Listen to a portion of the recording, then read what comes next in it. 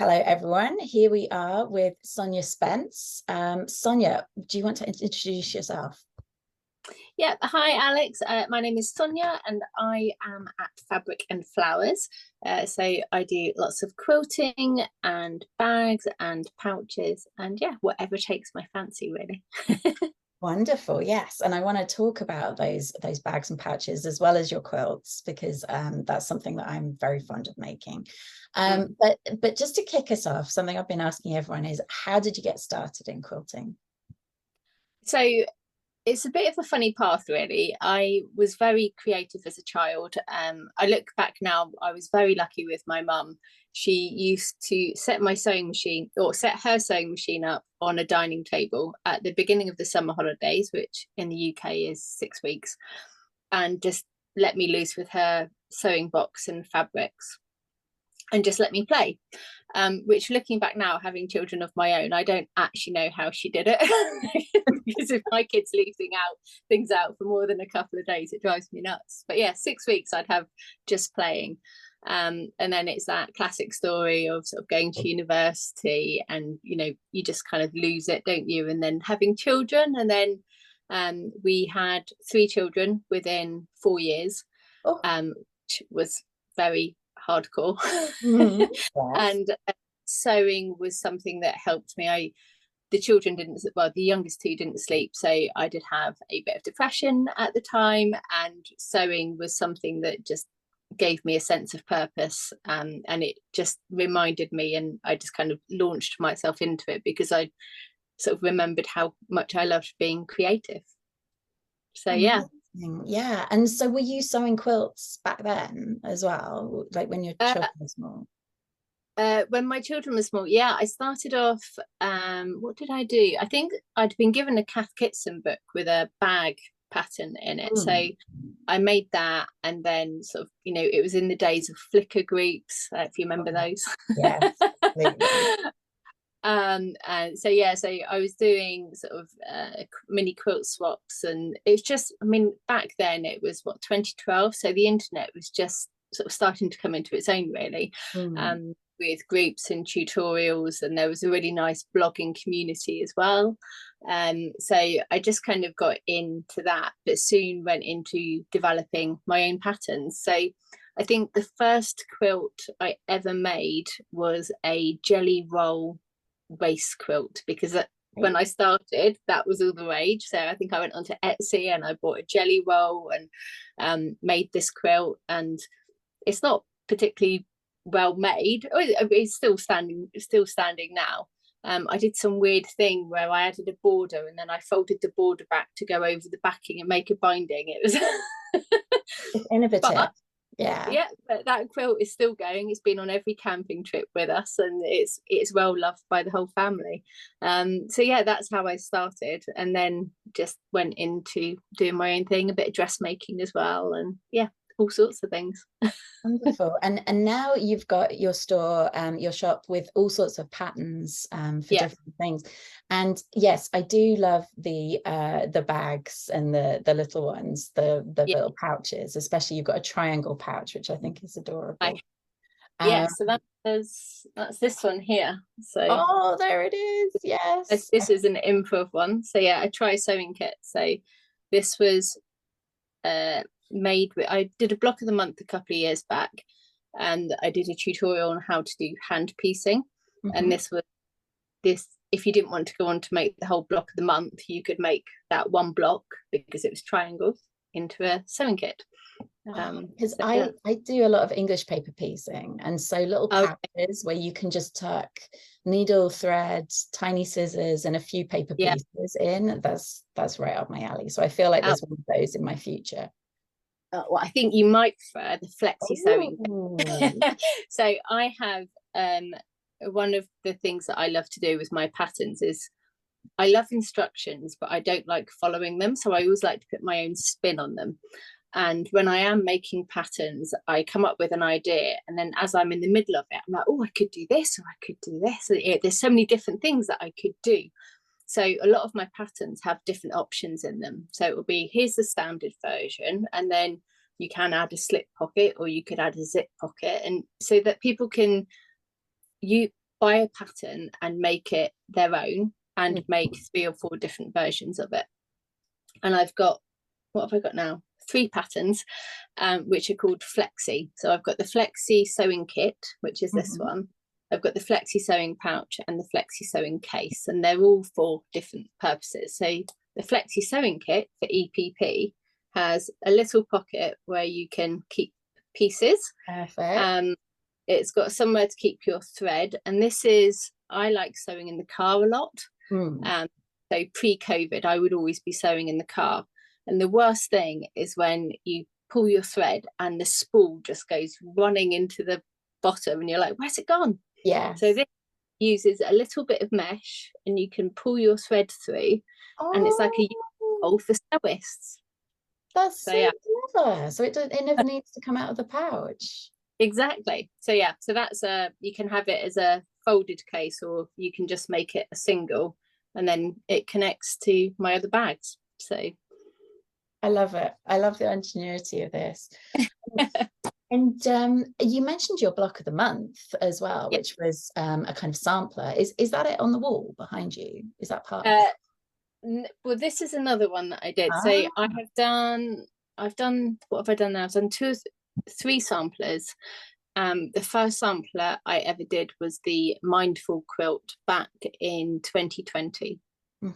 And it was based on the premise of slow sewing. So I like slow sewing, and I like taking my time with what I'm doing. I like taking projects around with me as well, because, you know, when the kids were younger, I didn't always have time to do big things. And the Mindful Sewing project was based on the premise of sewing for just 15 to 20 minutes a day. So in that time, you make a block, and if nothing else has gone right in the day, which when you have toddlers is quite normal, you have at least made one block, and you have made progress towards something.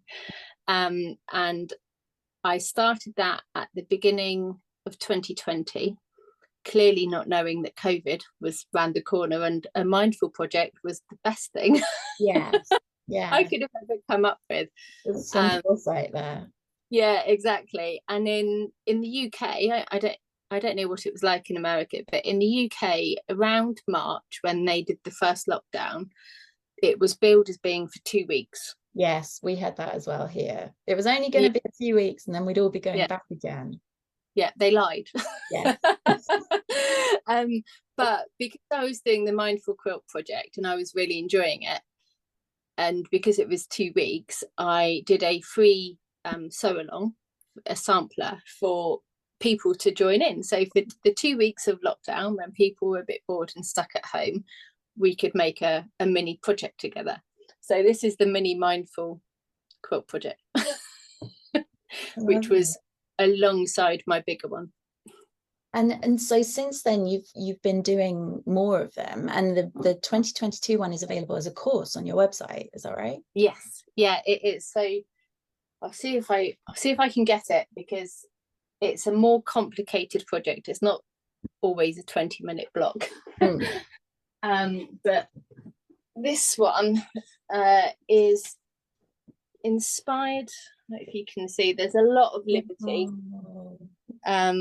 And it's all triangles and trellis. So it was inspired by a trip to an English country house called Badminton House, where apparently badminton came from. Okay, there we go. And at the back of it, they have an orangery on the back of the house, which was, it's not like any orangery I've ever seen. It's probably the size of my house. But we walked in, and it was a glorious sunny day, and we walked in, and there were these beautiful ironwork windows, which were the height of the entire orangery, with semicircles at the top. And then in between these windows, there was this trellis with these beautiful pink flowers trailing all the way up the wall. And just the architecture of it all, I just walked in and I said to my friend, oh, I'm gonna have to make a quilt. And so the Beaufort quilt is a result of that. It's inspired by the trellis in the garden, so there's lots of flowers and curves, and the course is there because the pattern includes foundation paper piecing. you can do hand piecing, it can be EPP, and there's applique. So there's a little bit of everything in there. It was a really fun project to make. I had people that were very experienced. One of them won an award with her quilt out in very nice. in Australia, which I was so like a proud mama hen. And I had a beginner do it as well, and she also made a completely beautiful quilt. So yeah, we had people of all levels there, and I love seeing how people interpret patterns and then go on to put their own spin on them as well. Well, I think that's why block of the months are so popular and so adaptable, because you can have complete beginners come along. Yeah. And I mean, that was kind of the basis of them to begin with, was to build their skill set. And certainly, yeah, with having so many techniques on there, it's a great project to do. And do you have a favorite technique that you like to do? Do you know what? I like to mix techniques up. So most of my patterns will include a couple of techniques, because I'm like, watch it one way, let's try different. And even if there is, I will normally give people options, because I'm a firm believer in anybody can make anything, and it's just around finding a way that you feel comfortable of doing it. And so, you can applique by hand, you can do it machine turn, you can do raw edge, there are many different ways that you can do things. But you might get halfway through and go, do you know what, I really don't like this. And at that point I say, just substitute it for another block. The idea of quilting is to make you feel happy. So explore and then decide. For me, I like hand sewing. I like, there are time and places for quick projects, and I think that's sometimes nice, but I enjoy the slow aspect. And I think I've realized over the last couple of years, and maybe it's an age thing, but for me, it's about enjoying the process of making. And it's about finding a way of slowing down and enjoying each step of the process. And it probably sounds a bit strange, but years and years ago, I read this article around, if you've got jobs to do, find the most enjoyable way of doing the tasks that you don't like. So, for example, a job I don't like is mopping the floor. Cleaning the kitchen floor is not my favorite job to do, but you could do it with a steam cleaner, you could get down on your hands and knees, you could use a mop. There were a number of different ways of doing it, and it's about trying them and finding the way that makes it most enjoyable for you to do. And so that's what I am trying to do and encourage people to do with their quilting. So like, you can hand base the quilt, you don't have to spray. And actually I quite enjoy that. And you can, for me, if I thread base the quilt, you're crawling around on it, you're looking at it, you're remembering the blocks that you made, you're maybe getting ideas of how you can quilt it. Other people might hate that and prefer to spray base it, but it's just about finding the way that connects you with the project. And for me, hand quilting, applique, hand piecing as well are my happy places. Oh, lovely. And in fact, I mean, this brings us on to your workshop that you're going to be teaching, which is on one of the techniques. Tell us about that. Yes, so my workshop is all about applique.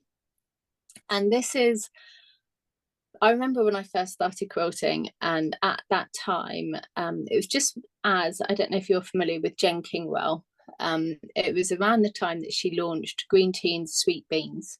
So Jen Kingwell is an Australian designer, and she has an amazing eye for colour. To me, she really appeals to me. And also she just makes the most amazing appliqued and hand-pieced quilts. And Green Tea and Sweet Beans, I just looked at it and it was just like a jaw drop moment of like, wow. Swiftly followed by, when I'm grown up, when I've got all that experience under my belt, I'm going to make that quilt. And I was really scared to do it for a very long time, because I felt like there was just so much skill involved. Whereas now I try and get people into quilting by doing hand piecing, because it's so accessible. You only need a minimal kit. You only need a few scraps of fabric. You could just buy a charm pack, you know, and you're good to go. And so applique is such a fun technique. You could use it to embellish bags. You know, you can applique a flower motif, or you can make much more complicated projects if that's what you wanted to do. And there are actually only a few techniques that you really need to do. You need to master how to applique curves, points, and inverted points. And if you can get those, you can pretty much do any shape that you want. So for my class, I've got it here on my little sampler. Oh, isn't that great? So we've got hearts here because you've got the inverted point. You have got a point, but I've covered that with a circle. But we've got a leaf with the point there, and then the standard shape, and obviously we've got the oval of the flower center. So it's just the short class sort of showing the main techniques on how to do it, so that you can tackle any other project that you might like to do when you grow up. I think that's wonderful. And there's another flower in the background on the design wall as well, and I see some hearts and things as well. It's so sweet. Yeah, this is Daisy. So I am in a group collaboration with some fellow British quilters. So it's Jo Westford, who you can also do a class with in the summit, Lou Orth, who is also in the summit, entirely coincidental, of course. And another designer called Nicola Dodd, who is Cake Stand Quilts. And for the last couple of years, we do a British Surrow quilt. So the first year was to celebrate the Queen's Jubilee, and last year we did one all about English gardens, and we're working on a project for next year. And so for the English garden, I did Daisy. And it's been, this pattern was my favorite because it's applique, and so this is now available as a separate block, and it's got 3 different sizes so that you could do completely scrappy like I've done here, and you can put different size blocks together and make a scrappy quilt. So yeah, just for a bit of fun. Well, talking of completely scrappy, and I'm sorry, I have some construction happening in the building, and so if anyone hears anything, don't just ignore it. But speaking of scrappy, you've got this technique on your website, which I haven't seen anywhere else, which I think you've invented, called borrow patch motifs. Yes. Just tell us a little bit about that. So that came about in a kind of roundabout way, and I think as a designer, sometimes things come about when you really don't expect them. And borrow patch came about because I love borrow stitching, which is a Japanese style of taking scraps, layering them, and then hand stitching them to remake another piece of fabric.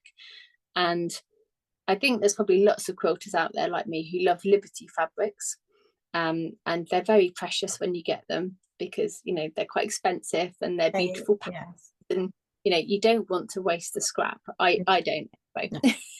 So I would keep these teeny tiny little pieces, and I just didn't really know what to do with them. And one day I was kind of playing around with the idea of, well, how can I use these teeny tiny scraps to kind of make bigger reusable, like new bits of fabric that I could then use for other things. And Liberty can be, certainly when you've got such small pieces, they can be quite tricky to use because the needle can drag them down into the machine, and you know it's so fine. Yeah, exactly. So I just sort of started to play around, and I created, I've got one here actually. I think the first project I did was a heart. So it was just playing with different things, and then I started playing with making cards as well. So this is my favorite one that I've made, which is a monstera leaf. And then people were asking in the background behind me, although it's blurred. Yeah. And people were asking me how I made them, and how to stitch on cards. So I've got this mini course. It's £15 I think it is. I'd have to double check that, but yeah, I think it's £15, and it just shows the technique on how to make borrow patch motifs, and it's got a library of templates that you can use with it as well, and every now and then I'll add new ones in.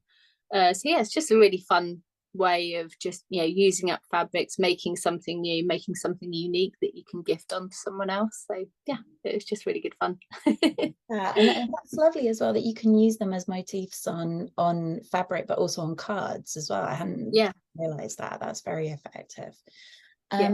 You've talked about a number of people who have inspired you. Are there any others that you'd particularly kind of call out as being inspirational, artists or quilters? Do you know what? I'm actually mostly inspired by nature or architecture. So for me, it's around shapes, and then looking at how can I translate that into quilts. So it's more buildings, and you know, my husband gets used to me quite often going, hang on a minute. I'll just run back and take pictures of like, you know, fence railings or drain covers, or yesterday I went past the bathroom and popped in and took a picture of the tiles because I like the pattern. So I know, I think there's certainly, like, there's whole books dedicated to tile patterns, and especially like I've been to Morocco and seen the tiles there, and it just, different cultural influences coming in. And I certainly think you're not the only one that's got pictures of like drain covers and things on their phone. I'm sure there's a lot of us. We should probably have some sort of support group. I think so. Photographers of quilting. So no, that definitely makes sense. You just never know when inspiration will strike. And so what are some highlights or achievements that you're particularly proud of, either in your own quilting or in your business? So I think for me, it's seeing the projects that other people make with my patterns. It, you know, like I said earlier, it's like that proud mother hen moment of like, oh, look what they've done. Yeah, that's, you know, kind of, hopefully my teaching was good enough to give them the confidence to do that. And, you know, seeing how people add their own spin to things, I always think is, yeah, the best feeling that you can get. You know, it's nice having things in magazines and different bits like that. And I think the other thing is when, you know, a pattern that you have in your mind actually comes out as you imagine, because sometimes it can take a few iterations to get there. Yes, absolutely. So yeah, I think it's that. I mean, in terms of projects, I think my favorite project that I really hold dear is the Mindful Quilt project. Just because I think, I don't know if it's just a designer thing or if it's a non-designer thing, is just being a general quilter, is you have a project where you suddenly realize that that's you know, that's the project where you've come of age, maybe, I guess, you know, where you sort of suddenly go, that's who I am, you know, that's my style, that's my, you know. And that, to me, the Mindful Quilt project feels like that. And you know, having all the fabrics in there, because I like hand sewing. I've always felt that one of the things that I love about it is that you stitch all of those moments and memories into your projects, because you take them around, because I take them around with me. So, you know, I've got some projects that just go on camping trips, and because I don't have one project from the go, I have about 10. Oh, so not alone there, definitely. Yeah, exactly. So, you know, you have different projects and they go on different things, and then you can have fabrics where like, oh, so and so gave me that, and you know, I've got this and I've got that, and you know, all of that gets tangled up in that project. And I just think it makes it so special on a few different levels. Yes, I know what you mean. I also get, because I do a lot of English paper piecing, I find that the papers are a kind of history of what's gone before, because they're like old Christmas cards or old bank statements or, you know, pizza flyers or something. And now that I've been living in America for 10 years almost, I've still got British pizza flyers that I cut up at some point, and so there's a little like nostalgia to do with it as well. So yeah, so final question, I think, what does 2024 hold for you? Because we're recording this in the first week of December and it will go live at the beginning of January. So what should people be looking out for? So there's a couple of things kind of going forward.